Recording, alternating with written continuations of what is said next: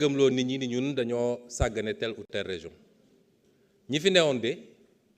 amuñoon projet ci phosphate de Matam suñu sàgganoon ni ñu def phosphate des ICS nga xam ne tey ñi ngi xool naka la ñuy def ba boole ko ci renégociation yi ndax ICS lan lañ ci am ñun phosphate bi dañ koy génne def ko comment ça s'appelle encore liquide bi nu mu tudd acide phosphorique mais acide sulfurique du moins mais li ci ëpp day génn réew mi ba ñun dañuy obligé di importer engrais alors que ñun amoon nañu capacité am suñu autosuffisance en engrais problème mu production yëpp ñuy posé lenn li engrais la parce que le ministre de l'Agriculture dafa ma doon woon la différence entre tool bu ñu jox engrais bu doy et de qualité ak tool bu ko amul en termes de rendement mais également en qualité de production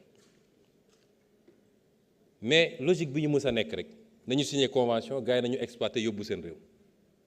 ñun bi ñu ñëwee la ñu ne le phosphate de Matam 1 est de meilleure qualité 2 avec des quantités qui semblent supérieures ci la ñu ne notre projet industriel boo xam ne foofu lañ koy def Matam du loo xam ne dañuy génnee foofu phosphate bi dugal ko ci ay train pour mu ñëw ci usine bu nekk Dakar wala Thiès déedéet lépp foofu lañ koy implanter qu'est-ce que ça va produire en termes d'emploi ça va créer toute une économie toute une ville ñu ne loolu lañ koy defee lañ ciy am te gëm naa ni ñu ngi ci phase terminale avec les partenaires avec SFI ak OCP l'office chérifien du phosphate de Maroc étude faisabilité yi dinañ ko lancer bientôt et l'objectif c'est de produire 3 à 4 millions de tonnes d'engrais yoo xam ne peut-être gën saa gudd gaw ma ni Sénégal soxla nañu 1 million de tonnes d'engrais la ca des ça pourra aller dans les marchés à fort potentiel notamment les États-Unis et le Brésil et c'est comme ça qu'on construit petit à petit une économie.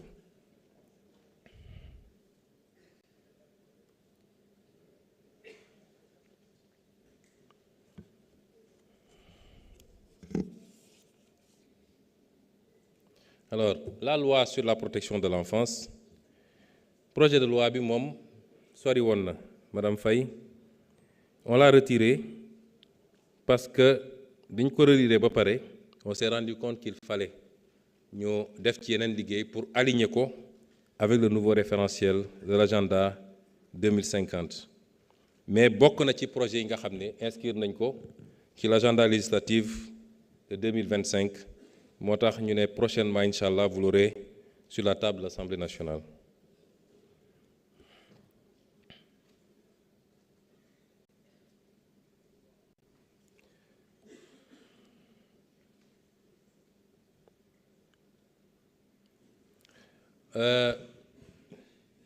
Madame Sonko, pour ne pas passer par le nom, quand Ousmane Sonko est là, l'autre Ousmane Sonko se met à aller. Alors, pour la Casamance, les déplacés, wax naa ni tenir nañu un conseil interministériel. Programme yi lancé nañ ko. Nous étions en phase d'atterrissage budgétaire. Mais malgré tout, am na déjà les premiers montants pour le déminage, par exemple, ont été inscrits dans la loi de finances initiale. Je crois que ça se rapproche de 500 millions. Mais le reste, le reliquat va être inscrit rapidement. Probablement, en tout cas, on va commencer à déployer probablement même avant la loi de finances rectificative. Parce que objectif, c'est simple. On veut que le déminage soit fait, le déminage humanitaire, par nos experts locaux. Parce qu'on s'est rendu compte que ça coûte beaucoup moins cher quand c'est fait. Les gens ont été formés ici et font très bien le déminage avec le soutien et l'aide de l'armée. Moo tax ñu ne dañuy budgétiser. Ailleurs, il y a des fonds qui existent dans le monde qu'on peut essayer d'aller chercher. Mais nañu commencer ak suñu propre moyen keneen ku ñu ciy fekk si mu fekk ñu si. Problème yi foofu ëpp na loolu, vous l'avez dit. Et c'est pourquoi am na un ambitieux programme bu ñu lancé pour que ñi nga xam ne tey amuñu kayit parce que dawoon nañu nekk ay Gambie wala ñu nekk Guinée-Bissau wala ñu nekk feneen def ay ati at ay doom juddu si ba tey ñu nekk ay mukallaf te amuñu kayit Sénégal am na un projet bu yaatoo yaatu boo xam ne lancé nañ ko pour jox leen ay kayit ministre de la justice moo koy piloté te ñu ngi ciy avancé bu baax a baax ñu defal leen ko dans des conditions yu simples et je crois que déjà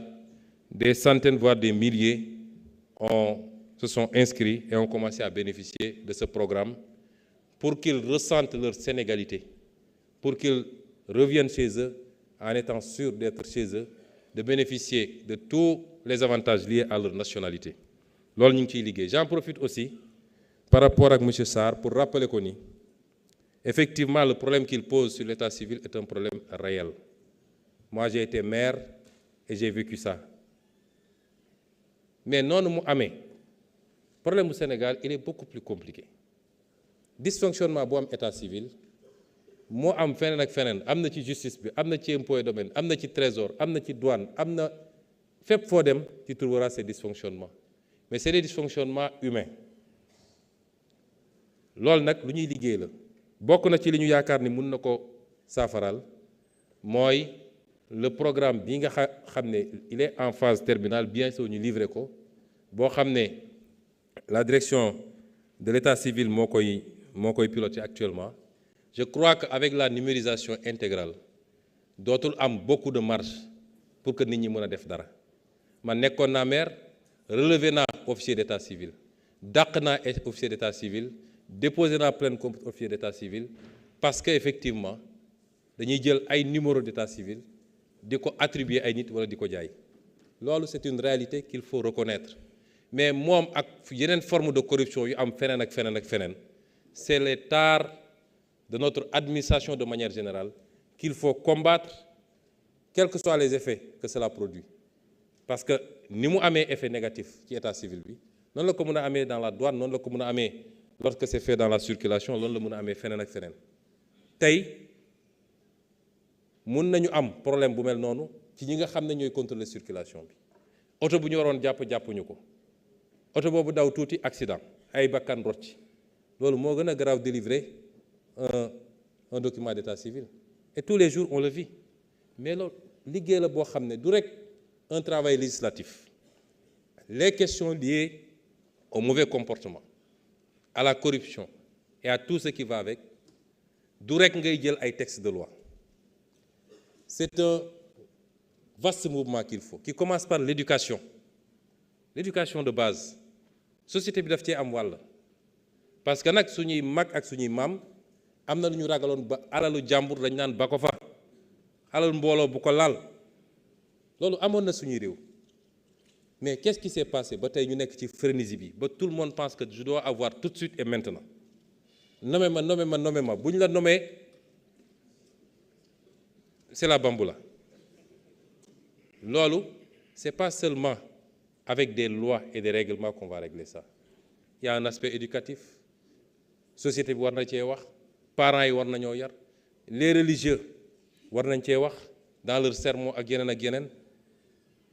ensuite loi doog a ñëw mais loi bu ñëwee il faut l'appliquer dans toute sa rigueur parce que réew mi maslaha bu ëpp bi nag moo yàq lépp boo defee ñu ne dafa soxar mais lu ñëpp moom nga jël ko bi nga koy jël sa moroom a ngi toog à côté takk biiram ne man du ma jël sama digganteeg sama borom et parce que it bëgg ma yóbbu sama kër lu daganut yow nga jël ko parce que bëgg nga lu yomb ak lu nooy ba nga koy noos moom mi ngi ci jafe-jafeem peut-être fayul loyam peut-être am na ordonnance yu mu fayul ñu dem ba jàpp la gars yi naan nañ ko yërëm père de famille la xam nga réew mi mais tant que ñu ngi def noonu du sotti gis nga loi yi ñu am fii sur la lutte pour la lutte contre les mauvaises pratiques moo am fépp ci àdduna fépp la différence mooy l'application mais moo am fépp ci àdduna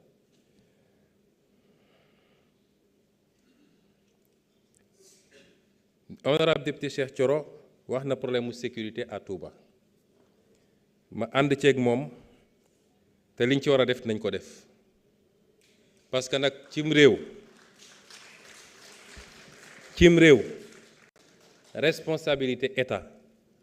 mooy képp kuy sénégalais ñu assurer la sécurité te état warul toog ba seetaan ba ay civil groupe ak groupe ku nekk yenu sa jaasi wala sa bant ne damay fayul sam bopp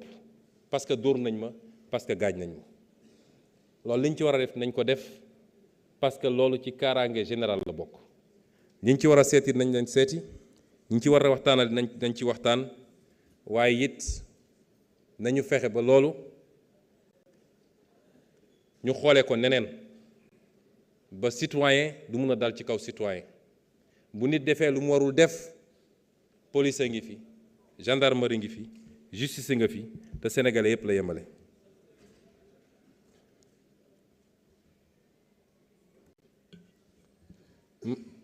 Je crois que pour la diaspora jarul ma ciy waxati lu bëri xanaa kay honorable Aïcha dafa xaw a xër rek waaye léeg-léeg dañ may tooñ sax naan ma damay beral loxo diaspora bi lépp lu ñu mën a def pour que suñu mbokk yi nga xam ne sori nañu réew mi te léeg-léeg contrairement à ce que les gens pensent dund bi neexul noonu wala yombul noonu lépp lu ñu mën a def pour que ñu sentir ni seen état mi ngi seen wet dinañ ko def moo xam foofu ñu nekk ci diaspora bi moo xam ci yombalal leen dellusi bi ci réew mi moo tax am na ci programme ministère de l'agriculture benn boo xam ne ci coopérative agricole communautaire pour la diaspora la bokk ñi nga xam ne moo xam ci mbay mi wala ci càmm gi dañoo bëgg a dellu si pour liggéey seen réew. université itam dama wax noonu rek dama lim nii rek mais université Bambey mu ngi ci programme bi et en bonne place même am na programme boo xam ne pour les infrastructures de l'université de Bambey la première phase bi 5 mois deuxième phase 10 mois te lépp mi ngi ci programme d'urgence du gouvernement. Maintenant wax nañ ni université yi dafa taxaw oui lu université rek moo taxaw am na ñu ne sax entreprise BTP yi liggéeyatuñu parce que dañu bloqué les lotissements. Gis nga réew ñun bañuñu kenn liggéey mais liggéey bi na tegu ci yoon boo jëlee lu mel ni université yi biñ ñëwee fekk programme université yi ñu xayma ko dañ cee gis loo xam ne dafa jéggi dayoo ci li ñuy tuddee surfacturation dafa jéggi dayoo te moom professeur Sall wax na ni pour la redevabilité et surtout pour mun a assurer un bon exercice du contrôle de l'action publique faaw rek ñu dem à ce niveau-là wax naa ko léegi si nga li ma doon wax démb opposant lay wax tey ku ñu wóolu ba fal ko jarut a félicité parce que defar na tali wala defar na université daf ko war a def te defu ko ci alalu réew mi la ko defee daf ko war a def bu ko defut loolu mooy musiba bi mais da ko war a def bu ko defee ci budget bi l'impôt sénégalais yi la ñoo joxe seen dërëm ak dërëm bu demee lebi ji bor bi damay wax toujours ni bor bi l'impôt bu ñu jëlale la c'est de l'impôt différé kon lu fi gouvernement def xam leen ni yéen sénégalais yéen a ko financé kon tàcc yu bëri yi parce que defar nañu tali wala defar nañu stade jaru ko lenn rek moo jar a laaj naka lañ ko defaree ñaata lañ ko defaree est-ce que noonu la waroon a jar ak est-ce que priorité la ci réew mi par rapport ak yeneen priorité c'est ça les vraies questions loolu biñ ko commencé ba léegi di ko xayma amul benn infrastructure bu ñu def ci 10 ans yi te surfacturation amu ci 10 ans yi nga dem ci université yi monsieur le ministre de l'enseignement supérieur dafa bëggoon a ubbi université Matam ak université Sénégal oriental ren mu def programme bi ñëw bi mu ñëwee ma ne ko monsieur le ministre doo ko ubbi pour ñaar d'abord université yi pareegul bu ñu dem ci pression yi ñuy def ba ñu def loo xam ne li muy andi ci problème moo ëpp solution yi parce que boo ubbee université bu pareegul xale yi nga fay yóbbu bés bu ne dinañ génn ne ndox amul courant amul amuñu fu ñu dëkk lekkuñu foo xam ne les campus sociaux sax pareegul te ku xam Sénégal oriental xam Matam xam ni les capacités l'offre de logement est très réduite donc nga nar faa yóbbu ay je crois qu'il voulait démarrer avec 500 su ma juumul mais problème la doon jur ma ne ko pression bi nu mu métti prenons le temps de continuer muy premier problème bi ñaareelu problème bi mooy surfacturation yi wax naa ko waxaat ko boo demee ci université ñu ne lañ koy defaral ñu ne benn logement bu enseignant sur 148 mètres carrés R+1 ñu mun koo facturer à plus de 1 milliard problème am na loolu problème am na kon ñaari facteurs yooyu moo tax ma ne leen à commencer par Ziguinchor Matam ak Sénégal oriental ak yeneen yi te noonu la amee ci hôpitaux yi président de la République moi j'ai travaillé sur les universités mais président de la République ci boppam moo liggéey ci hôpitaux yi biñ ci paree dafa jël note ne on suspend tous les marchés on va en annuler certains lu daroon jar benn nga jaay ko fukk loolu moo fi amoon ci réew mi est-ce que ñun dañoo war a ñëw rek bàyyi loolu continuer mais alalu réew mi nee naa leen dërëm bu ne il faut ñu xam fu mu dugg parce que loolu la ñu Sénégalais yi sas te réew mu la ko gën a def moo la ëpp résultat réew mu la ko gën a def moo la ëpp résultat ma wax ko fii parce que dama bëgg a décharger le ministre ba bu étudiants yi di wax wala bu syndicat yi di wax ñu xam ni nii la mbir yi demee foncier bi ñuy tudd mais liñ fi fekk mënuñu ko woon bàyyi mu dem nit ñi dañoo bëgg ñu bàyyi leen ñu tabax aéroport bi ñu ko pàccoo benn nit rek mun a am plus de 100 parcelles te am na ci ñu nekk fii ci assemblée bi loolu du yoon la ñu jaay mais ay hectares léegi parce que rek il faut que le secteur du BTP marche ñun dañoo war a ñëw rek gëmmu ci loolu ñi ngi continuer def liggéey bi def nañu fii ci littoral bi am na loo xam ne dañ koy arrêté am na loo xam ne dañ koy toj am na loo xam ne dinañ ko bàyyi mais waxoon naa sama conseiller ci wàllu fiscalité liggéey nañu ci benn projet de loi ba nga xam ne liñ fiy bàyyit dinañ ko tegal ay taxes yoo xam ne parce que lu ñëpp bokk boo ci bëggee bénéficier plus que tout le monde il faut nga fay loolu du gàtt ci keesu état bi ñu mën a créer peut-être benn organisme boo xam ne uniquement c'est pour la gestion du littoral désormais petite côte comme grande côte ba nga xam ne lii fi amoon dootu fi am lii moo am ci foncier bi dans la zone de l'aéroport am na lotissement yoo xam ne bañ ci pare dañ leen ne yii dañ koy annuler muy ay éogène ak une partie du hangar ak dañ koy annuler parce que jaarul yoon am na yoo xam ne lenn arrêté nañ ko te dinañ ko nangu ci loxo yi mu ne parce que moomuñu ko am na loo xam ne wax nañ leen gis ngeen communiqué bi ñu génn temps yële ñoom ñëpp nañu dem direction générale d'Escos ñu dem foofu daa di bindu andi seen titre wax naka la ñu amee terrain bi kan moo leen ko jaay wala kan moo leen ko jox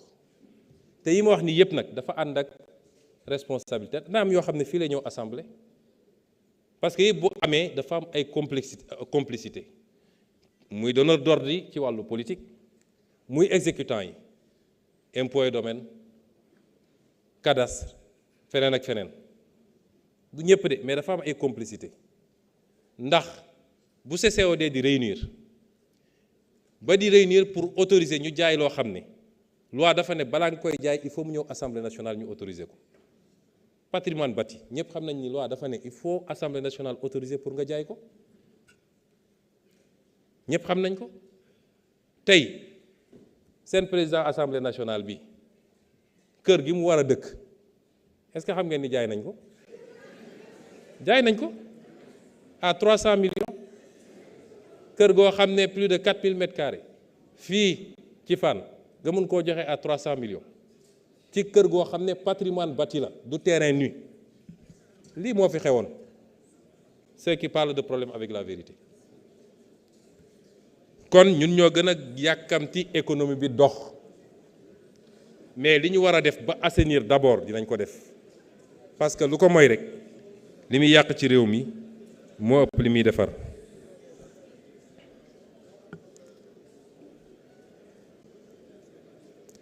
wax nañu it ci càccum njur mi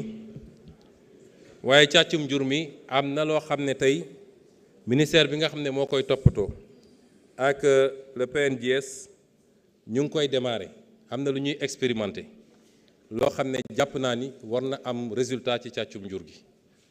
waaye am na leneen loo xam ne loolu nag day dépendre ci li ñuy liggéey ak les ministres concernés, ministre des Forces armées, ministre de l'Intérieur, peut-être même envisager carrément dem ba am ay brigades yoo xam ne dañ leen spécialisé ci lépp lu jëm ci càccum njur. Les questions politiques. Mon ex-collègue qui a eu la chance de ne pas avoir été radié, Birima Mangara, wax na ci li jëm ci bulletin unique. Bëgguma dugg ci détails yi parce que mbirum élection toujours lu ñuy diisoo la moo tax ma ne je ne vais pas trop développer waaye su ma nee les règles d'organisation des élections loolu yëpp ci la bokk. barki dem bi ma demee Gambie dama fekk benn système électoral boo xam ne defe naa foofu rek la am ci àdduna te apparemment système bu fiable la te xaalis doo ko yàq mooy égat bul yi nga xam ne moom lañ doon égate ñoom égat la ñu yor seeni kees bu nekk day am photo candidat bi boo ñëwee dugal égat bi mu sone ñu xam ne dugal nga benn nga dem sa yoon. Donc on va expérimenter beaucoup de schémas mais bulletin unique bi waxoon nañ ko fii ci Sénégal ba jàpp naa ni acteurs yu bëri d'accord nañ ci société civile beeg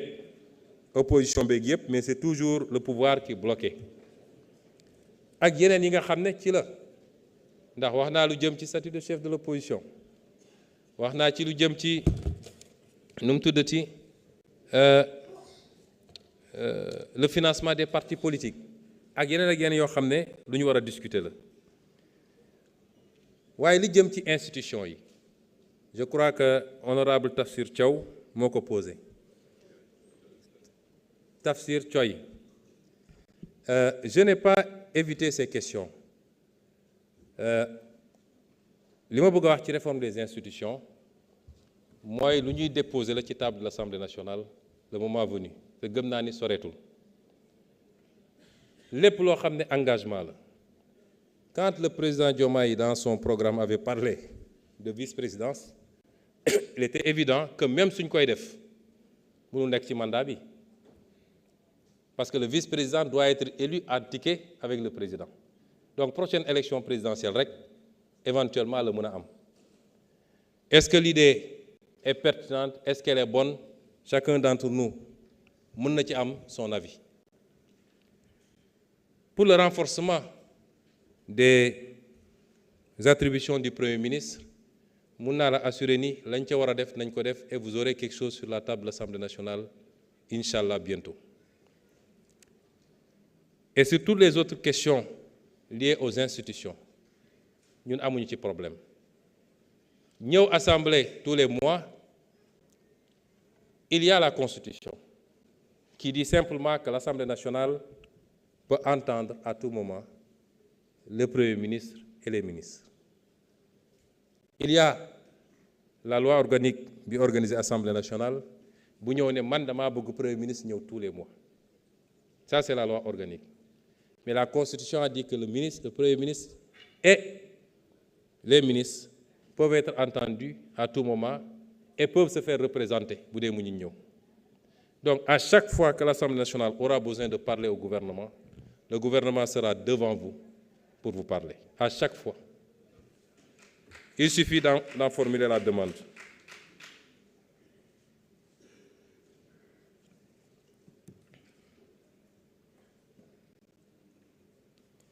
Je vais passer sur beaucoup de questions. Je signalerai simplement à l'honorable Cheikh Bara Ndiaye que le FONGIP ne finance pas des étrangers, il ne finance que des Sénégalais. Et pour le reste de l'intervention, nous sommes tout à fait en phase avec vous. Alors, mais je dois préciser également que l'Université Sénégal Oriental arrêté wul, ku leen ne travaux yi chantier arrêté wul, ñu continuer, le taux d'avancement est à 13,52%, c'est-à-dire inférieur à 15%, et c'est pourquoi je ne voulais pas que nous ubbico. Alors, la remise des crédits est prévue pour octobre 2026, et nous allons donner tous les moyens pour que nous ubbi en ce moment dans les meilleures conditions. Nous comprenons les contraintes. Hein. Il y a des contraintes. Parce que tey université yi nga xam ne ñu ngi fonctionner mais les conditions sont presque impossibles aussi bien pour le corps enseignant, pour les étudiants et pour le personnel administratif. Pour les accords de partenariat économique, l'honorable Guy Marius Sagna a soulevé, je crois que cette affaire est derrière nous, puisque ça avait été paraphé en 2014 par les pays de la CEDEAO, mais kenn mësu ko ratifié. En tout cas, États membres, je ne sais pas si nous avons ratifié, mais warul bëri. On nous parlait peut-être de la Côte d'Ivoire et du Ghana, mais Nigeria avait dit non, le Sénégal n'a pas ratifié, entre autres. Et je peux dire, parce que la condition, c'est que ça devait être ratifié par tous les États. Mais le Sénégal, tant que nous ne le faisons pas, nous ne ratifions API. Parce que API, nous sommes l'une des dernières économies du monde de signer un accord de libre-échange sans régime préférentiel avec l'une des premières zones du monde. Doam industrie, doam agriculture, doam artisanat, c'est bien filière pour nous résister. Ce n'est pas possible.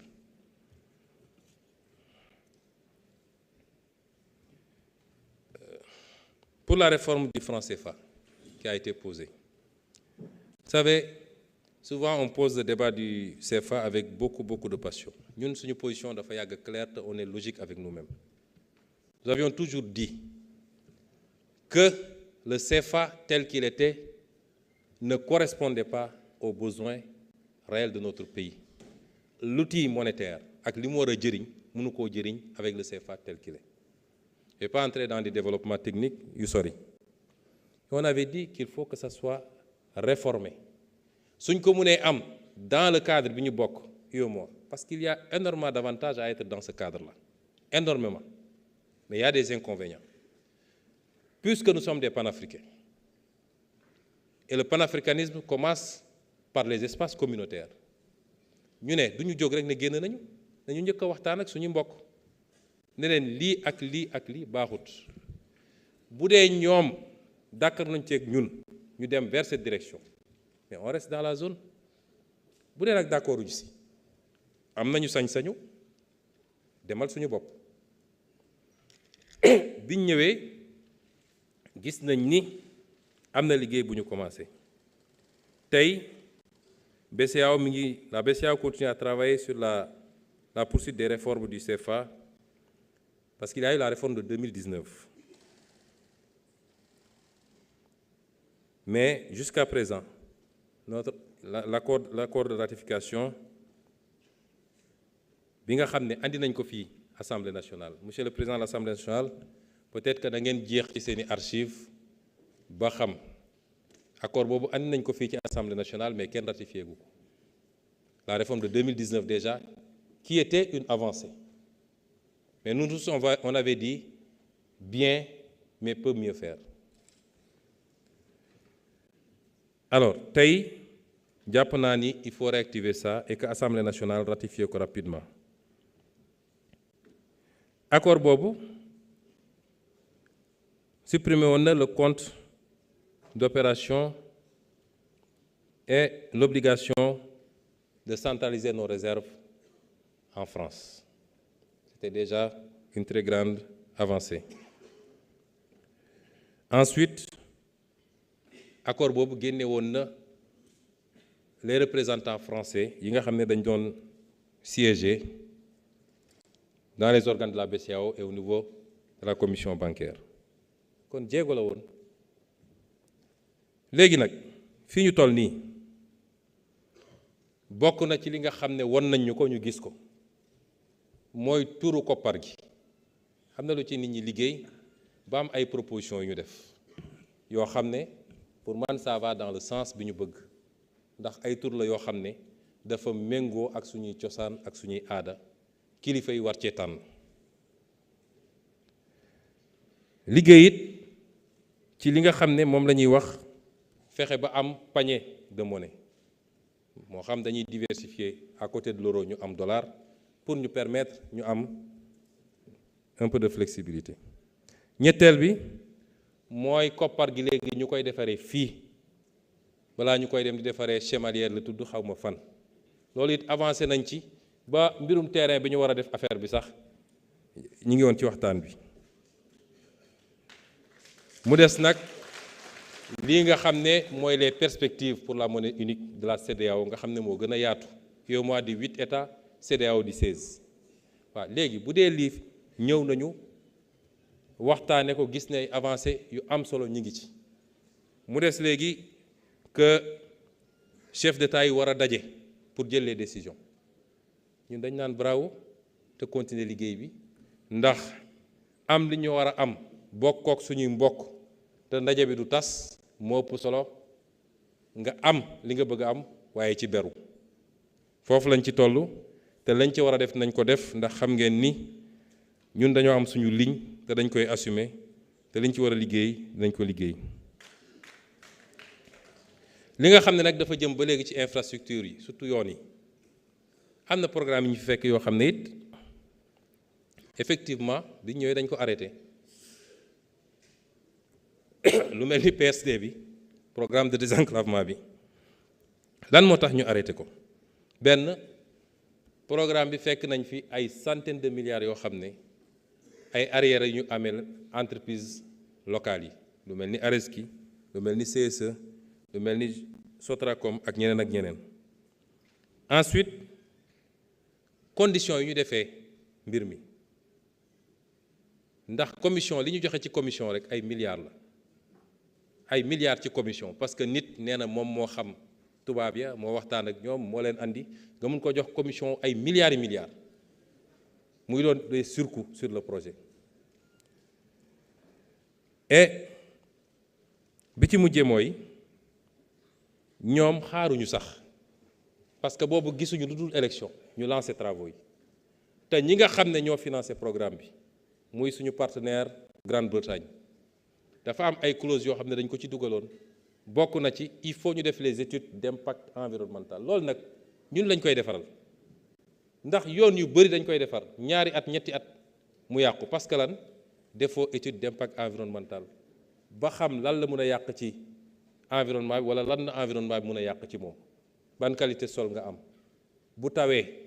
ban direction la cours d'eau yi di jaar et cetera yii yëpp moo tax bi ñu ñëwee ñu ne nañu teggi suñu tànk xool ci la ñu commencé waxtaan ak suñu partenaires yi. heureusement ñoom it un gouvernement travailliste ñëw au pouvoir ci diggante bi temps yi recevoir naa un de leurs ministres ñu waxtaan ñoom dañu ne ñun amuñu problème pour ngeen renégocier parce que lii ngeen wax ni jaaduwut loolu d'accord nañ ci ba ci nag le contenu local parce que ñun dañu bëggoon au minimum 30% jëm kaw ñu jox ko des entreprises locales. kon yii moo taxoon tamit ñu suspendre il faut que Sénégalais yi xam leen ñun ñoo leen gën a yàkkamti am résultat ñun ñoo leen gën a yàkkamti am résultat mais nag yàkkamti bu la taxee nga escamoter sa fondation kër gëm naa ni di nga tabaxaat de moo tax nañu defar mbir yi nañ ko war a defaree à la base boobaa loo teg mu dëgër boo bëggee gratte-ciel di nga ko am incha allah. wax nañu affaire SN La Poste comme toutes les autres sociétés nationales en difficulté mais loolu c'est le bilan malheureusement bi ñu fi fekk Poste dañ ko yàq au fil des ans. man may nekk fii député j'avais adressé une question écrite au gouvernement sur la situation de la Poste et de la Poste Finance déjà bi may nekk député dans les années 2017 ñetti directeurs yi fa enchaîné wu pour une entreprise boo xam ne waruloon dépasser peut-être 1000 ou 1500 agents mi ngi presque aujourd'hui à 4000 recrutement politique foo jëlee dugal moo di la masse salariale boo xam ne attanu ko parce que li ñu war a xam mooy société yooyu yëpp état bi waru fa woon di fay ay salaires. C'est des sociétés qui doivent créer les conditions de leur viabilité financière. C'est la même chose pour Air Sénégal. C'est la même chose pour SAPCO. C'est la même chose. Il y a des sociétés, demandez au ministre des Finances, le ñuy daj. C'est des sociétés qui sont sous perfusion. Et pourtant, l'État n'a pas d'obligation de le faire. Kon, ñu ngi liggéey ci restructuration bi. Ci loolu la ñu nekk. Pression yi mën na bëri lool secteur boo jël santé éducation nationale travail des collectivités locales keneen ak keneen wax naa ni am na lu ma doon xaar keroog j'ai reçu des syndicats de l'enseignement supérieur ma leen am na lu may xaar pour ñu commencer discussion bi dajale syndicats yëpp ñu waxtaan parce que ni ñuy waxee rebasing budgétaire noonu laa bëggee ñu def rebasing social. Le système n'est pas viable. Ce n'est pas seulement le système de ces établissements, de ces sociétés nationales. C'est le système de la fonction publique dans sa globalité. La masse salariale n'est pas tenable pour le Sénégal. Te leen waralu ko lu dul des recrutements clientélistes. 29 000 agents qui ne correspondent à aucun emploi. loolu foog nga ni c'est normal pour un pays comme le Sénégal. ku ñu nommé rek nga commencé jël carnet bi boo paree ci village bi jël commune bi boo paree ci commune bi jël département bi ça ne peut pas marcher comme ça et on donne aux gens des droits ay CDI et l'autre jour le ministre de la fonction publique me disait que dans le droit de la fonction publique ay CDI ak ñoom seen ça n'existe pas il n'y a pas de base légale pour ce genre de contrat mais on a surchargé l'État ne peut pas vivre comme ça. L'autre élément c'est les disparités qui ont été créées dans la masse salariale te li koy andi mooy ku yooxu rek ci gën a mën a yooxu ci moment bi rek nga beroog moom signé dara ñeneen ñi dégg ko ñoom it yooxu mais on ne peut pas gérer les équilibres état dañuy gérer des équilibres la masse salariale dafa am nu mu doon doxee jusqu'à au départ de Abdoulaye Wade de Abdou Diouf au moins mun nañu ne PS nii ak nii ak nii mais l'état moom am na des fondamentaux yoo xam ne dañ ko doon respecté nga xam ni nii la kii lan mooy indice am lan mooy grade am lan la correspondre ci salaire après chacun peut avoir des avantages liés à ce corps là on est d'accord mais ni ñu ko defee ces dernières années ces 20 dernières années ça a complètement déstructuré et c'est ça qui crée la surenchère syndicale parce que ku nekk danaan su ma yooxul duñ ma jox ñun nag yooxu taxul nga am yooxu taxul nga am li ñu mën a def dinañ ko def parce que travailleur bu ne yéene nañ ko lu dul jeex yéene nañ ko waaye nag nit loo am rek ngay joxe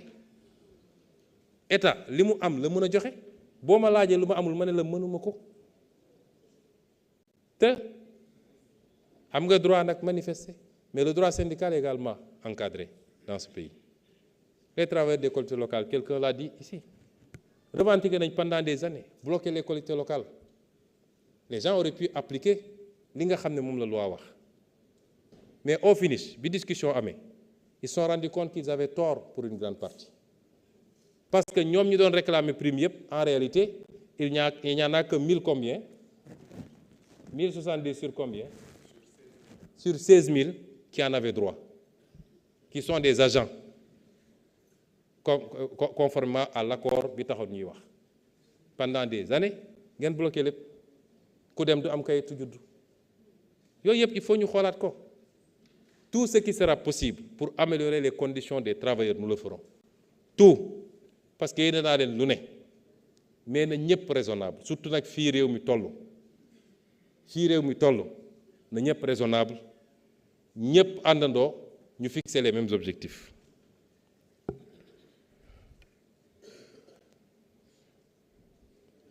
Maintenant, pour la question du logement, les loyers. Vous savez, le loyer est consubstantiel, le problème du loyer est consubstantiel à la question de l'accès au logement. Qui peut accéder au logement? Moi, louer. Maintenant, c'est exacerbé par un phénomène, moi, quand tout le monde prend la même direction, parce qu'il faut venir à Dakar. C'est ça le problème du loyer. Moi, les solutions qu'on y apporte, c'est d'abord cette approche de polarisation. parce que soo fexee ba Sénégal fu ne am pôle boo xam ne mun na téye lu bëri ci ñi fa bokk defe naa mariirandoo bi dem benn place dina wàññeeku. Deuxième bi mooy l'accès au logement social. Le ministre de l'Urbanisme est en train de faire un bon travail. On a 500 000 logements sociaux identifiés ni war nañoo fexe ba am ko dans les années à venir. Il y a tout un programme bien ficelé qui m'a été présenté récemment boo xam ne am nañu yaakaar ni dinañ ci mën a dem boo ci boole nag ce qu'on va faire pour l'accès au foncier. L'accès au foncier xam ngeen lu loi wax mooy sénégalais bu ne war naa mën a bind dem domaine bind déposer man maa ngi tudd Ablaye Ndiaye maa ngi dëkk fii yaroo fi màggee fi am naa nangam ci at waaye musuma am lopin de terre bu ma dëkk ñu enregistrer demande yooyu bu ñu nee lotissement administratif am na je ne parle pas de lotissement privé lotissement administratif bu amee dañu ne bi COD pare dañu war a réunir une commission bii jël tous les demandeurs ñu xool ay critères yu ñuy établir ñu seet ñan ñoo gën a remplir critères yooyu pour jox leen ay terrain mais loolu amul fii gis nga fii lotissement bu amee gars yi ay quota la ñuy jël quota ci kaw lay commencer nag ba ci directeur yi quota kii il faut mu am tant de parcelles kii il faut mu tant de parcelles jabaram il faut mu am temps mi naanam nañ ko may benn ainsi de suite ainsi de suite il faut ñu xoolal li ñu annulé ci mbuurkat est-ce que xam ngeen ni am na ay autorités yoo xam ne ñoom rek amoon nañu fa des centaines d'hectares mbuurkat bi centaines d'hectares laa wax yooyu yëpp bu ñu ko couplé boole ko plus li ñu war a agir sur le coût des matériaux de construction gëm naa ni ça aura un impact appréciable ci loyer bi wala ci l'accès au logement. Si tu règles l'accès au logement, tu règles la question du loyer. Alors le statut des conseils municipaux bi nga xam ne Amadou Ba soulevé na ko fii il a tout à fait raison mais loolu yëpp dinañ ko gérer parce que ñu ngi jëm ci l'acte 4 de la décentralisation Inch'Allah. Mais cette fois-ci ce sera une vraie réforme de la décentralisation. Le ministre des collectivités territoriales pratiquement weer wu ne mi ngi organiser des consultations ak les différents acteurs di waxtaan ak ñoom ci les axes majeurs yi nga xam ne mooy la fonction publique locale, le statut des conseils municipaux, la place du quartier et surtout la vraie question mooy le financement des collectivités locales. Nos collectivités locales ne sont pas viables parce que le mode de financement n'est même pas obsolète, il n'est pas bon. Parce que li andi loolu mooy Sénégal dañoo bëgg a décentraliser mais le pouvoir exécutif comme moom moo doon écraser lépp danaan je ne veux pas que des gens émergent politiquement par ce qu'ils vont faire dans les collectivités. Gis nañ ko fii ci yenn mairie bi mu amee. Donc qu'est-ce qu'il faut faire? Il faut tout faire pour les privés de ressources. Réew yu bari fii defe naa Mali mi ngi à 12% de transfert. Maroc dépassé na 20%. Ñun mënaguñu egg 5% de transfert. Donc il faut une véritable politique de financement des collectivités locales par des transferts d'un certain nombre d'impôts, par l'accroissement également des autres transferts, fonds d'équipement, fonds de concours, etc., mais aussi leur permettre de manière beaucoup plus fluide de pouvoir recourir même au marché pour réaliser un certain nombre de choses. On va aller vers un acte 4 qui prendra en compte toutes les préoccupations que vous avez soulevées.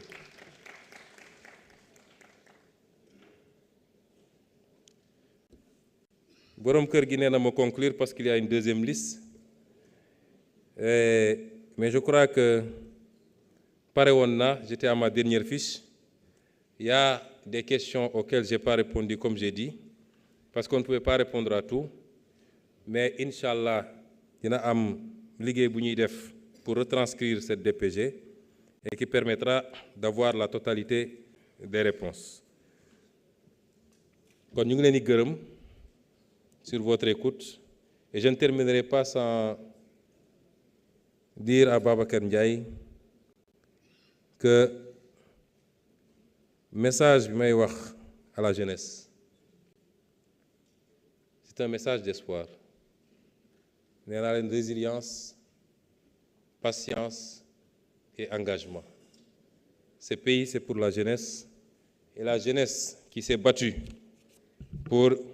qu'on en arrive là, c'est la même jeunesse, avec la même énergie. Tout ce que j'ai dit dans la DPG génnul les conditions de l'épanouissement de la jeunesse, de création d'emplois, mais on le fera ensemble. Et enfin,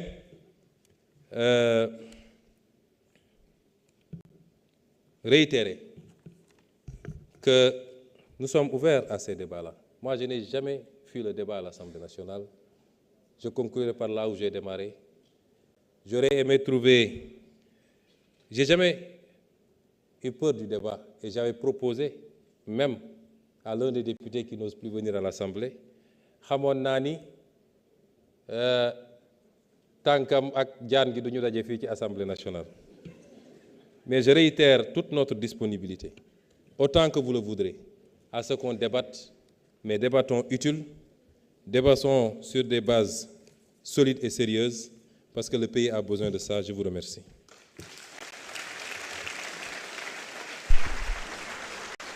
Je vous remercie, Monsieur le Premier ministre. Donc, pour le deuxième tour de parole, la répartition est la suivante.